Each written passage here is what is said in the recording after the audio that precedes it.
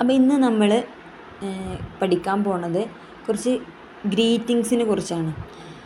അതായത് ഗ്രീറ്റിങ്സ് എന്നതിന് അറബിയിൽ പറയാം അത്തഹ്നിആത്ത് എന്നാണ്. എന്താണ് പറയുക? അത്തഹ്നിആത്ത് എന്നാണ് ഗ്രീറ്റിങ്സ് എന്നുള്ളതിന് അറബിയിൽ പറയാം. കുറച്ച് ഗ്രീറ്റിങ്സ് നോക്കാം.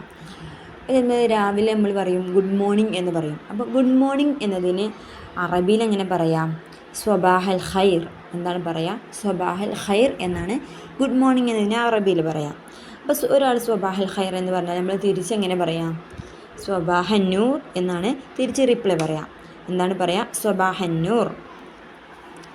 പിന്നെ ഗുഡ് ഈവനിങ് എന്നുള്ളതിന് മസാ അൽ ഖൈർ എന്നാണ് ഗുഡ് ഈവനിങ് എന്നതിന് അറബിയിൽ പറയാം.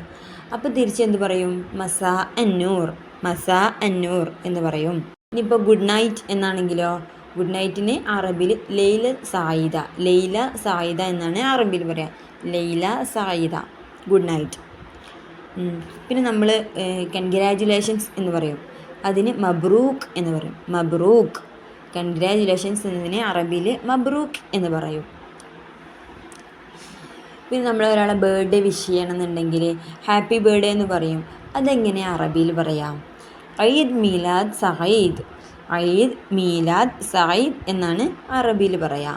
കുല്ലു ആം വ അൻതും ബി ഖൈർ, കുല്ലു ആം വ അൻതും ബി ഖൈർ എന്നാണ് അറബിയിൽ പറയാം. അപ്പോൾ ഇത്രയാണ് ഇന്നത്തെ ക്ലാസ്. കഴിഞ്ഞ ക്ലാസ്സിൽ എല്ലാവർക്കും